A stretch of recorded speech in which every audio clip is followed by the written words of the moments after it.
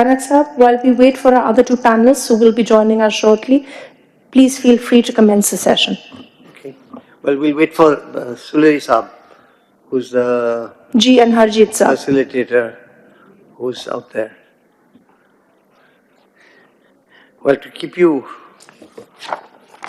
in focus, let me just say one point. The issue of electrifying public transport was raised both from Delhi and Lahore. Let us keep in mind that those electric buses will actually be running on coal, because the electricity is generated through coal plants. And so I think we need to move quickly towards alternative generation of energy as well. That's just as a filler while I waited for Suleri Saab to come in. Do we have any word on the minister? Any word on the minister?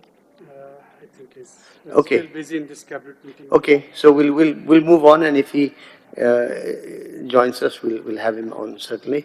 Let me now pass the mic to Suleri Saab, Executive Director of SDPI, one of the premier development policy institutes of not of Pakistan but of South Asia, with a long history of solid and rigorous work, including under his leadership. So you may take the panel ahead, and let me introduce Harjit Singh, who's also who's just joined us, comes across the border from the east, and he is the Global Engagement Director of an effort that is completely relevant for this session, Fossil Fuel Non-Proliferation Treaty Initiative. So welcome to you all, and Suleri Saab. Thank you very much. Good afternoon, ladies and gentlemen, and thank you, Kanakji. It's always a pleasure to reconnect with you. So this important session is about this economic development and decarbonization. Use of fossil fuel, whether it hinders the economic development, whether it promotes economic development, can both be taken together, that is decarbonization of economies and economic development. And what does it mean in the new era of drill, baby, drill, where one can see that many of the developed nations, including United States, they are shying away from decarbonization. Now, another aspect that I want to put before I go to the panelists is some of the new tariffs. And these tariffs are not the American tariffs. CBAM, the European Union's mechanism of carbon border adjustment mechanism, whereby from 2026, most of the imports in EU, they will be subject to additional carbon taxes if the supply chain and the manufacturing processes, they are not green enough, which means that many of the developing countries, they would erode their competitiveness, and they would erode the markets. Now, within this context, we have three eminent panelists. We are sorry that Minister couldn't join us, but we have, as Kanakji told us, Harjit Singh from Fossil Fuel Non-Proliferation Treaty. We also have with us the representation of South Asian regional directors. So Mr. Indreke Ratwata, who is here with us since morning, thank you, is not only representing Afghanistan, he is representing on behalf of all the regional directors of UN coordinators in South Asia. And then we have with us Dr. Thapa, who is representing UNICEF. I'll come to the colleagues from UN later, but Harjit,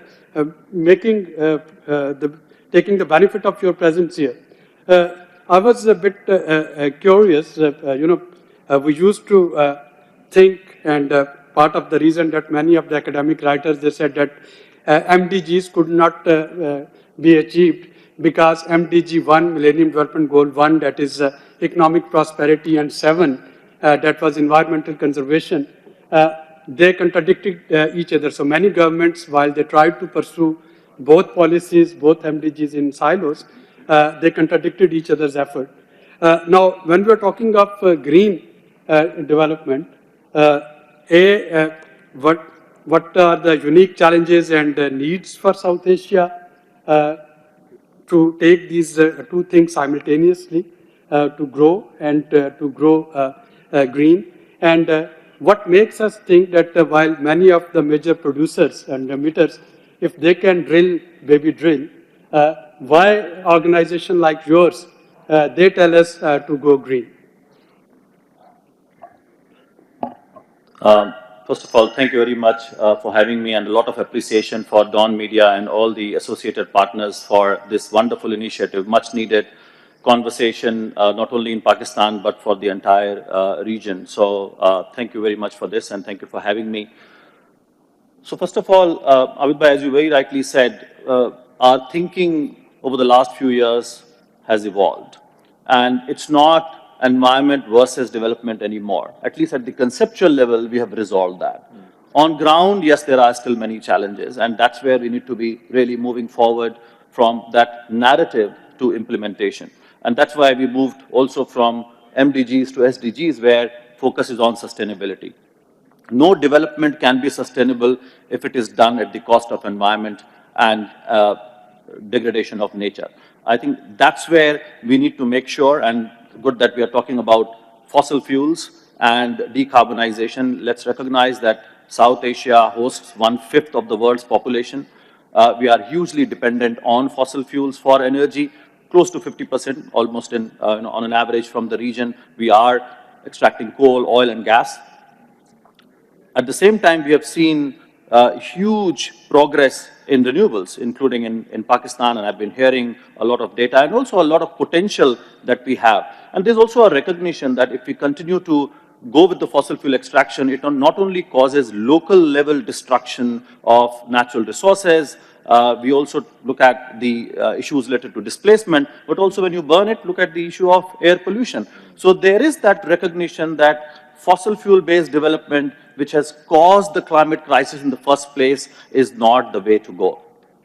At the same time, we also realize that this region is also facing the challenge of poverty and also energy poverty at the same time.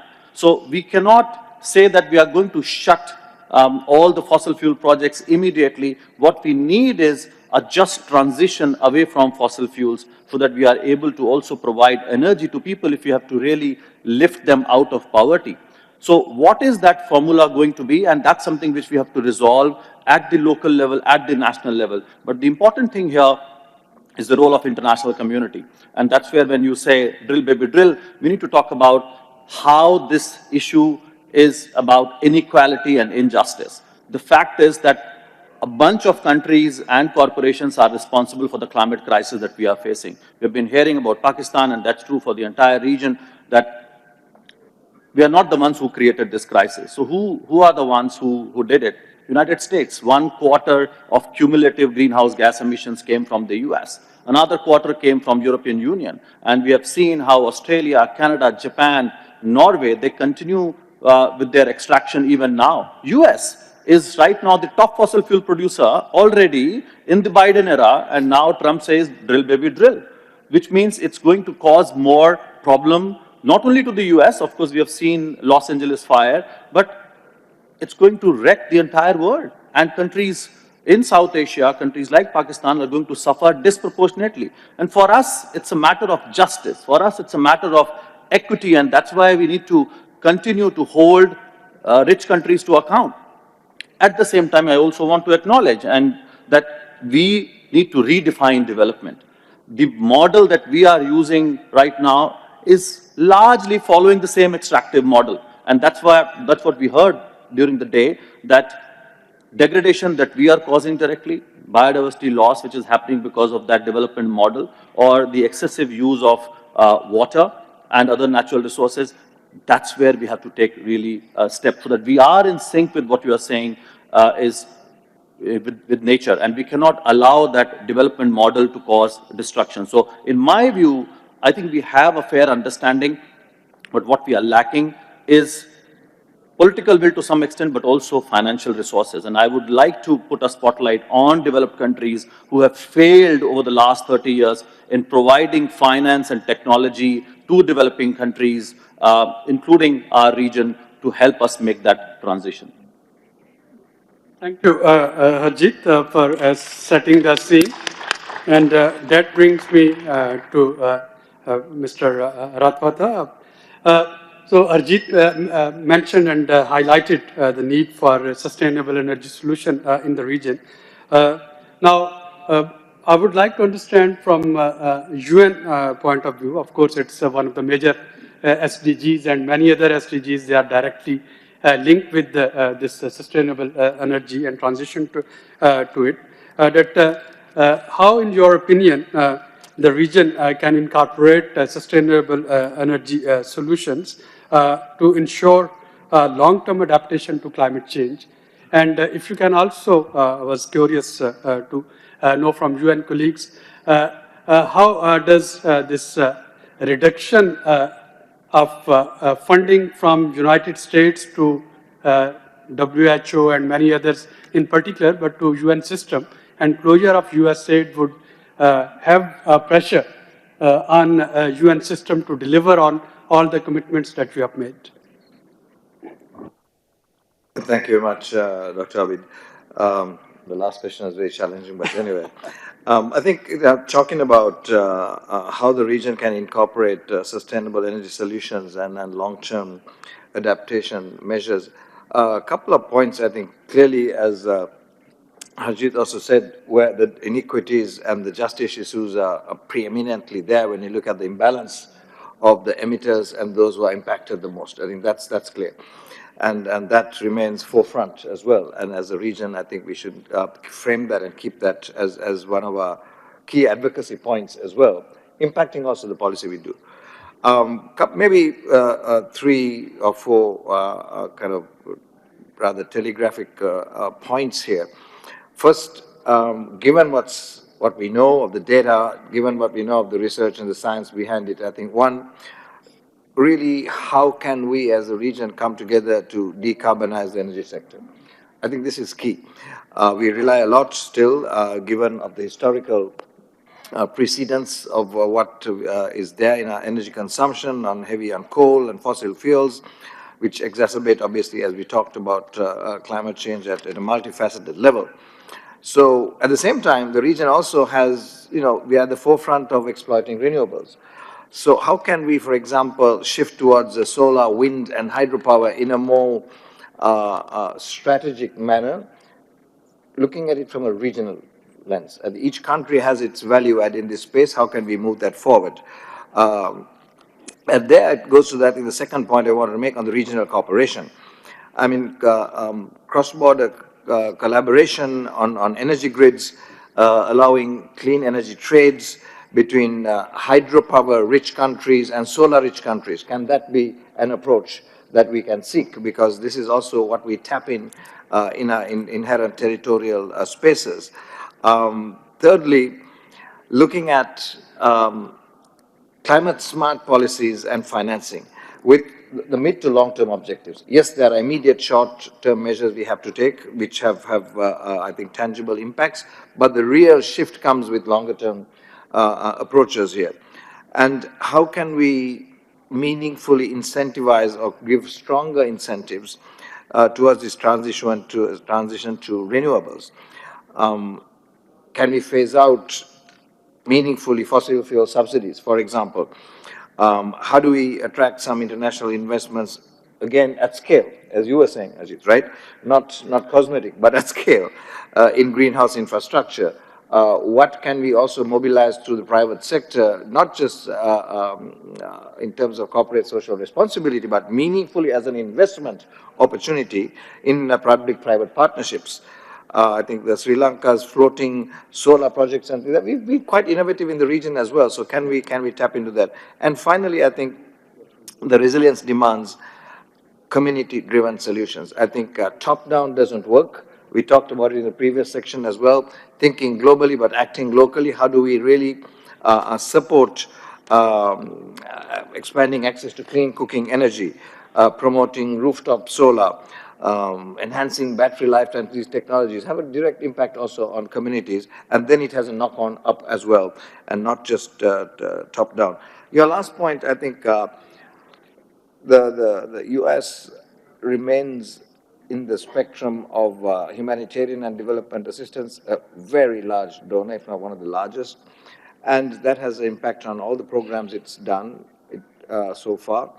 And I think this current position of a review of assistance as a policy, nobody can argue with that. It's always good to look at efficiencies, the bang for the buck argument, but in the meantime, the impact of doing that with a freeze is that billions of dollars of resources that have gone, particularly also into some of the discussions we've had this morning, have been truncated or frozen. And we are losing Q1. And in the fiscal year, 90 days is April. That's already into Q2. And what stopped now has an impact in Q3, Q4. So basically, we are looking at a huge impact.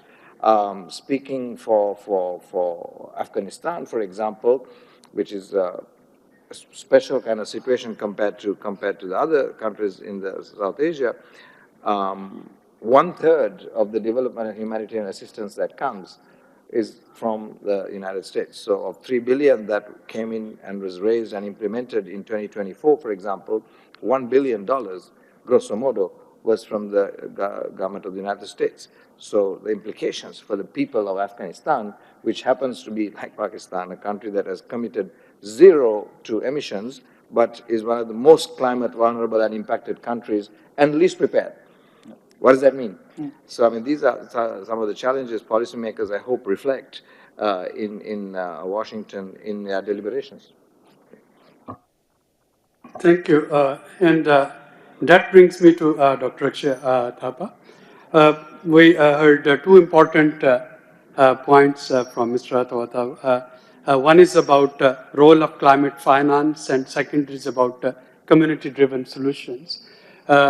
And from your perspective, I wanted to know your view on something that can actually also give benefit to its rural and underserviced areas. How can this climate finance actually help us towards this energy equity?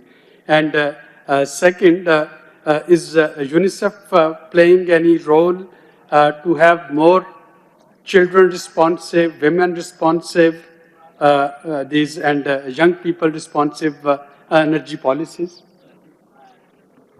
Thank you so much. Hello, everyone. I'm Raksha, and I'm the Regional Advisor for Climate and Environment at the Regional Office for South Asia, and we are based in Kathmandu.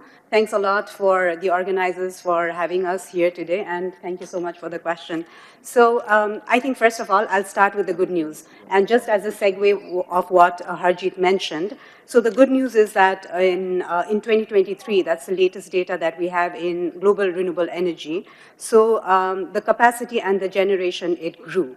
And it grew by a record of 36%. While it may sound like a small number, but I think it's, as I said, it's been a record in the last, like several years, almost a decade.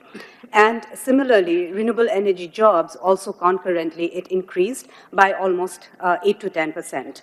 And people who have been without reliable sources of energy or access to energy, the number of people have also marginally declined. We haven't done a great job when it comes to SDG 7, meeting the targets, but we are progressively getting there, hopefully.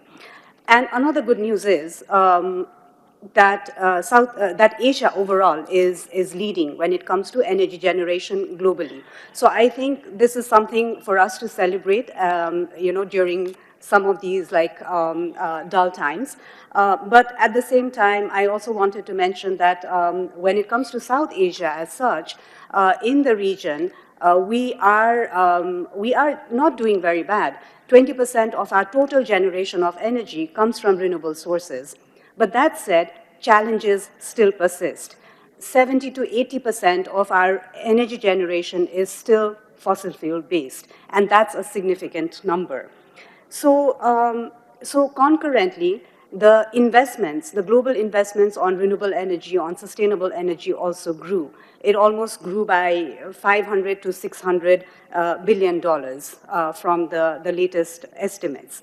And we are still far away in order to reach the targets by 2030 of tripling the renewable energy generation or energy capacity to be, like very specific, and which requires, estimates tell us, almost 2 trillion US dollars per annum.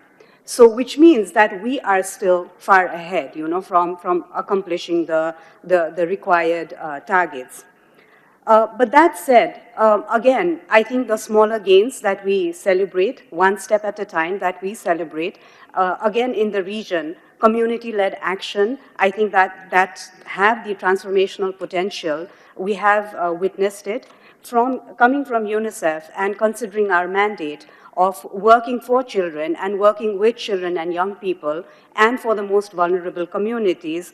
For us, and also speakers ahead of me have mentioned, it's about the ones who are impacted the most vulnerable population. So again, coming from UNICEF, every child here in South Asia, your children, my child, they are all impacted extremely by climate crisis. So I think this hits hard personally, at a personal level as well. And for us, it's also about equitable access to solutions, equitable access to energy as a means of providing the basic sources and the social services that children need in order to grow, in order to survive and thrive. So we have been working, as UNICEF, we've been working globally on clean energy. We have now almost reached 85 countries with our clean energy program globally. Coming closer to home in South Asia, we work very closely with the communities. We work very closely with the local governments, particularly looking into distributed energy. Particularly looking into smaller scale of energy systems that are easier to deploy, but that also have high quality social benefits as well. In that, then, carbon finance or climate finance, we heard throughout the day about what we need to do to get prepared, prepare our grounds for accessing climate finance. And let me tell you one thing, I think in all this, the market mechanisms, the private sector is also, there is a strong undercurrent, right? So for me, I think it's not all gloom and doom, but I think the market is going to respond, and I'm quite hopeful in that sense. Cautiously optimistic, but optimistic. And in that case, I'm bringing the example of an innovative market solution, the carbon markets, which we saw in the last two COPs, COP 28 and 29 of the UNFCCC, that there have been positive advancements of how now policies are becoming more responsive. There are more guidelines, and with that, enabling conditions, I'm quite hopeful that the market mechanisms will now also start picking up. So now, why are we talking about carbon markets, right? It provides as an icing on the cake, I would say, to generate some additional revenue stream for communities, for local governments, and overall, I think in terms of investments as well. And also there is a growth in the carbon markets that we are seeing. The region is obviously doing well, but also governments are now responding in terms of how they can provide better regulatory mechanisms in order to keep the market more vibrant. In all that, UNICEF, I'll just take an example how UNICEF has been supporting the government of Nepal in putting in place a carbon market mechanism. And that is, like through clean energy solutions, through cook stoves program, that has implication and positive health benefits for children and maternal health. So we have a very small sort of a program where we have deployed or supported the local governments in deploying around 12,000 cook stoves in Nepal, and we are expecting a revenue from the carbon market of around over $2 million in the next 5 years. And that revenue directly trickles to the local government and also to the beneficiaries, but also more importantly for us, to children and the most vulnerable community. So just an example, Thank you, on that. Dr. Pachair. With your permission, I need 6 more minutes, 2 minutes each for the speakers. Rapid fire round, and of course we are talking of regional solutions. We have understood since morning we're talking of multidisciplinary, multi-dimensional issues that no single government, no single department, no single country can tackle. So what's the way forward? Harjeet, how regional collaboration can help us in decarbonizing this region and our economies? 2 minutes. Sure. So let's accept the reality. I mean, the regional politics at this moment is not in our favor, but that doesn't mean that we should stop the conversation.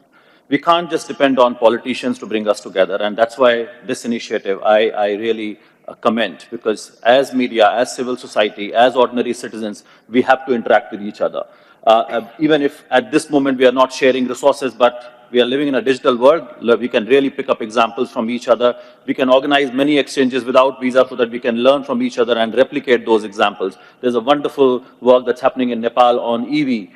We are seeing there's a lot of work happening on renewables that we have seen in Pakistan, in India, how we can learn. Sri Lanka has come up with a target of going 100% renewable in the next few years.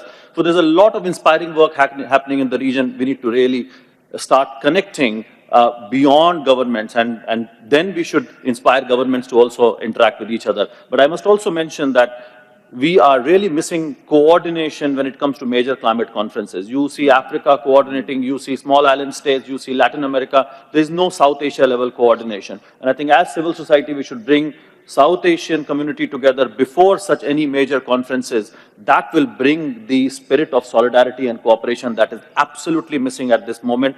This could be a great, another start for that to happen. And I must take 30 more seconds just to emphasize on the point, while we are talking about regional level cooperation, but a lot of action needs to happen at the very local level. And that should inspire the policies at the national level and regional cooperation. And let's not forget, we need to continue to put pressure on those perpetrators who have caused the problem, because while we can mobilize resources at the domestic level, we cannot let developed countries off the hook, because we are talking about justice and equity. Thank you. The same question to you, Indra Kaji. Way forward for regional collaboration and how UN agencies they can actually support the governments. I think Harjeet has answered that very much. I think really reiterating his premise on coming as a caucus in South Asia. Yes, there are challenges. We have perspectives and political issues, but this is cross-cutting. I think it's if I may be colloquial, it's a no-brainer.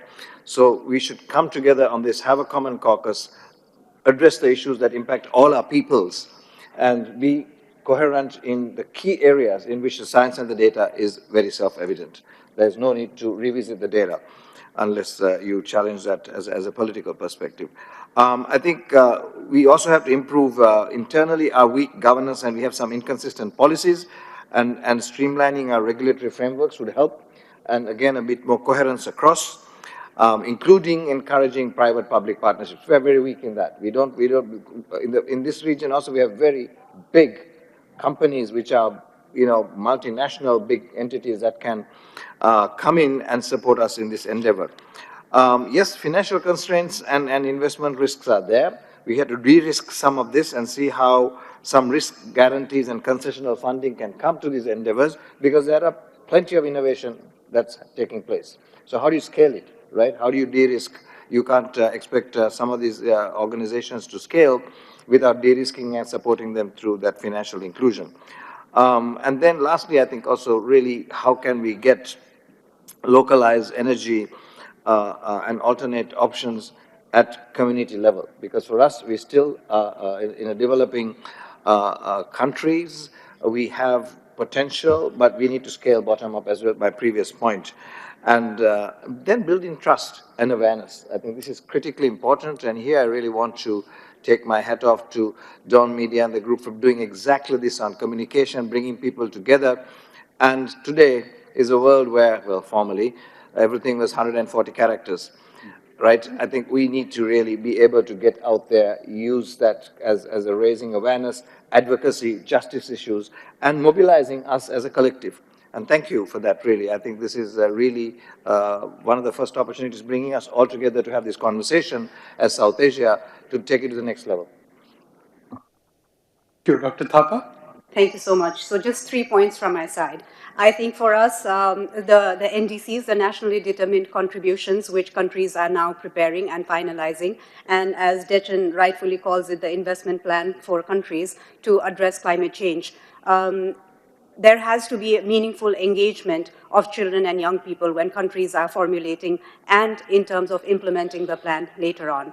Integrate indicators in sectors, in social sectors like water sanitation, in education, in health, so that we are able to track the progress. And also integrate child-specific indicators and considerations so that our climate action plans are not only responsive to the adults, but they are equally responsive and addresses the unique needs of children and the most vulnerable. The second thing is in terms of, because we are also talking about climate finance, so globally only 2.4%, UNICEF estimates suggest that only 2.4% of the global multilateral climate finance, it goes into sectors that are, that specifically address the needs of children and young people. So children should also have equally meaningful voice and be at the seat to contribute in terms of financing decisions and also in addition to policy decisions as well. And when it comes to climate programs and actions that we are formulating as adults. And finally, also echoing what other speakers have mentioned, partnerships. I think private sector is critical, especially in the region that we are here right now. So partnership, we cannot do it alone. So public and private sector partnership, looking into the market so that we are able to efficiently drive innovation and we are able to really increase the level of ambition that is required as well as drive, programming ahead. Thanks. Thank you. Before I hand over to Kanakji, Kanakji, I would also like you to touch upon the potential role of SARC in this whole discourse that we have discussed. Of course, Secretariat in Kathmandu and Nepal always took a pride in being a major binding force in South Asia. Do you think that there's still some opportunities in some of the vehicles which are potentially there within SARC that can be utilized to take this regional agenda forward? So while you are summarizing this session, I'll also request you to touch upon this. Thank you very much. But would you like to have your concluding remarks and answer? Well, ladies and gentlemen, you heard the three speakers with the US withdrawal. I think we have three options. The world have three options. The first option is that we follow the suit. So if US, one of the most polluter and emitter, can walk away from its responsibilities, why should we care? And to me, that would be a collective suicide that no sane mind can endorse. The second option is that as many of the things under executive order they have put on pause, we keep our efforts on pause for next 4 years and wait. Maybe there is some change in heart or mind in Washington that can take this agenda forward. And the third is to fill in the vacuum, taking a leadership role. So the opportunities and the chances that are there due to the withdrawal of United States from many of the forums, I think the regions and countries like us, we need to be in a more leading role, and we need to fill in the vacuum. And the three speakers here, I think they pointed out towards that leadership role. We need to collaborate, we need to cooperate, we need to take these responsibilities collectively, these challenges collectively, and emerge as a new leader on this climate change, if not for our sake, for our future generations' sake, without which it would be difficult. And as I said in the beginning, that this development and decarbonization, economic development and decarbonization, they are not two sides of a coin. They are actually now parallels, and we have to take both of them together. Thank you very much, all three, for making us more educated on this topic and for enlightening us. And over to you. Yeah, I'll pick it up from here. Thank you. Thank you, Suleri Saab, and I will refer to the SARC matter that you raised. Very briefly, in my concluding remarks, and not by way of summarizing such a vast arena that we have covered since we started 3 hours ago, I would just pick up some bullet points that jumped out at me to mull over with the audience here.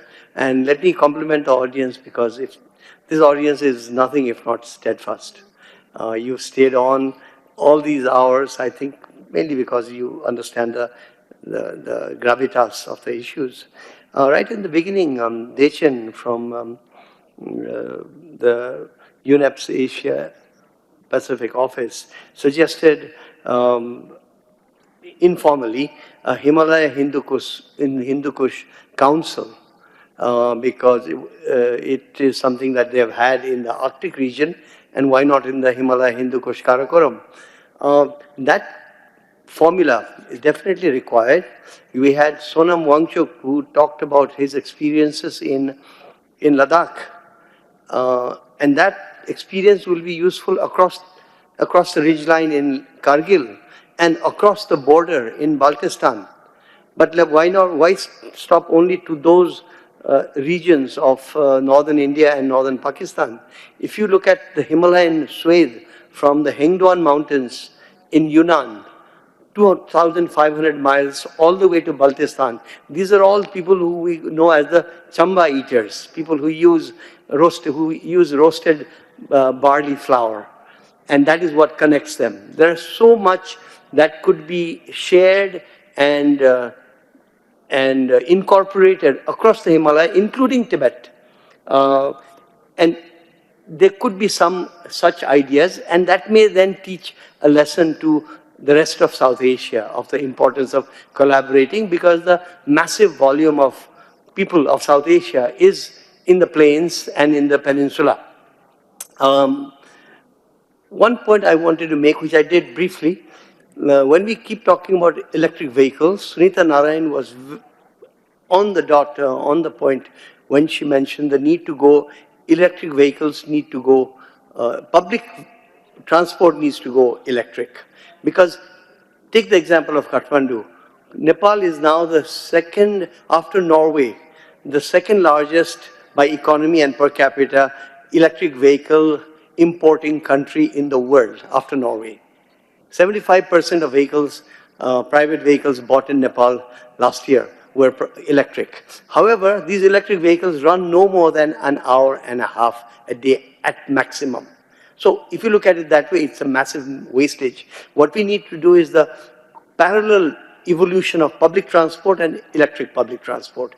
And in electric public transport, if you could go directly from the grid to the motor without the via media of a battery, that is the world we should be looking back. And somebody would say, oh, but you're talking about trams and trolley buses. That is going backward. No, that is going ahead, the way I see it. So it's important to understand that when Nepal and Bhutan get, at the same time, with this critique of electric private vehicle ownership vis-a-vis public transport, and public transport, of course, will lead to air quality improvements and economic improvement, public transport consolidation. I believe that we must also remember when we keep talking about EVs in India and Pakistan and Bangladesh, for example, all of those EV buses and cars are running on coal, sometimes dirty coal bought from Indonesia.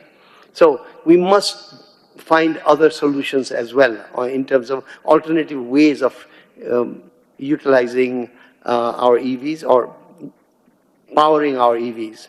Heat stress has been talked about, but I believe there's one aspect we need to talk about more than has been picked up. The last year when temperature highs reached 50 degrees in the Indo-Gangetic plains, in the Indus-Ganga Maidan, suddenly there is now talk about heat stress. But beyond heat stress, we have to talk about the mass migration that this is going to lead to. That has not yet come into the discourse as far as I can make out, just as I mentioned in the morning, permafrost has not yet come into the discourse.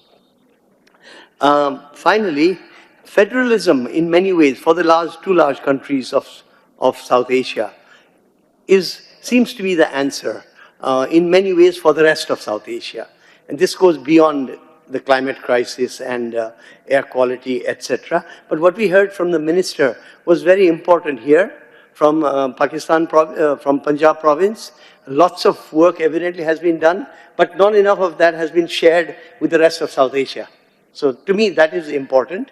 Likewise, what you heard from Sunita Narayan, presenting very positive aspects of work done by the Indian government on that side, perhaps has not been shared enough on this side. So I'm very sorry that Sunita took unwell and could not be here with us. But it seems to me, therefore, that if we have Delhi government, Punjab, Indian Punjab, Pakistani Punjab, if they begin talking to each other, and I know the Chief Minister of Punjab in Pakistan has talked about talking across the border, but we do know that each of these provinces and states have to go through the national governments, and therein lies the rub, that South Asia has not been able to come together because of the animosities or the standoffishness of individual capitals.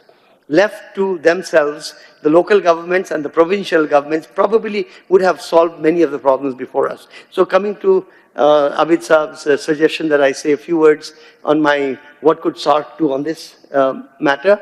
SARC is an entity that we all love to denigrate. Because if you want to act as if we know more than somebody else, we say, SARC, it doesn't work.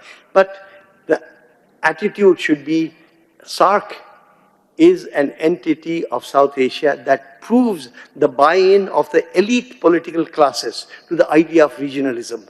For that reason alone, SARC is important, beyond what it should and can do. So what do we need to do for SARC as an institution? We need to help organize and lobby for the 19th summit, because SARC is resuscitated with every summit. And the last summit happened in 2014, November. And we need to have it, and it is slated for Islamabad. And there should be no shriveling violets on this topic. We should be able to speak loudly. Regionalism is important for climate crisis, among other things, and migration crisis, public health crisis, vector crisis, whatever you call it. So my suggestion would be that we generate a voice for SARC to continue to exist to begin with, and to be well funded, and not to be locked into this consensus rule. But I'm now going too deep into SARC. Let me back away from that and say just one other point. The term People's SARC has been talked about. It's so expensive to meet, and when we do meet, the people, meaning civil society of SARC, meets before every summit, but it has become too pro forma. And I would say, taking up from what Dawn has done with this conclave here, perhaps it's time now for us to go beyond the formulaic People's SARC and have a genuine South Asian movement, as Harjit also mentioned, some way to not let go of this ideal that we have, because we have to talk across borders. And that brings me to my last point, which is to do with this conclave here. Remember, COP28 and 29 were essentially hosted by petrochemical producing states. And because the COPs were so important, this issue was not raised enough. But it's time to take the momentum away and the initiative away from the actual producers and the consumers of massive amounts of chemicals. It's time for regions such as the initiative. How do we do that? Frankly, many people have tried. There was a generation that survived on donor funding to meet. And what I realized with donor-funded meetings over the 80s and 90s and 2000s is they exist just as long as the donors fund exists. The moment the spigot is turned up, the initiative dies. And so many South Asia meetings where people used to meet all the time, but the sum was never more than the part. My suggestion is, I have no exact answer, but from what Harjeet said and what other panelists have said in this panel and earlier, we must try to find a way to meet across borders. We know that the internet allows us facilities to talk, but it seems physical meetings are important, such as this one. So we have to somehow pick up from where Dawn Media has left us with Breathe, Pakistan Breathe, and we must take it further to Breathe South Asia Breathe. Thank you very much. Thank you, Kanad Saab, and thank you to all our panelists. With that concludes Day 1's proceedings of Dawn Media Breathe Pakistan International Climate Change Conference. We look forward to seeing you all tomorrow, same time, same place. Thank you for joining us.